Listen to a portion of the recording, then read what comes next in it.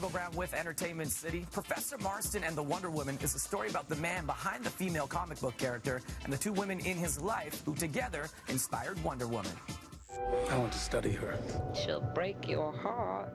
Luke Evans takes on Dr. William Marston, the psychology teacher whose disc theory and polyamorous relationship with his wife Elizabeth and Olive Byrne served as inspiration for the Amazon warrior princess. Evans told me how their characters' inner desires became a reality through the comic books. The dominance, inducement, submission, and compliance, disc theory, did interplay and does interplay in so many social situations in life. He knew how to use the comic book to relay this theory and used the lasso of truth, which was the lie detector test. Yeah. You know, there's homages to all of the things that he learned and discovered. And what do we see, Gal Gadot?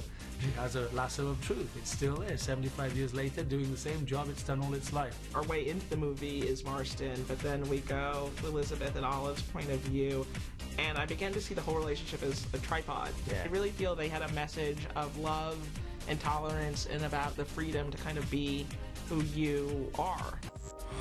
Onto a world far away from magic and superheroes, the Florida Project. If you're working, who's looking after mommy? You're not my father. I don't want to be your father. You can't treat me like this. Willem Dafoe plays Bobby, a budget motel manager in the seedy outskirts of Orlando, Florida, where 6-year-old Mooney and her unemployed mother Haley live. Dafoe told me about gaining a new perspective and working with director Sean Baker. I was interested in working with Sean. When Willem's name came across the table, I was like, boom, yep. What is the nature of our social welfare system? And also morally, what's our responsibility to each other? The movie introduces newcomer Bria Vinay as the young single mom who Baker discovered on Instagram.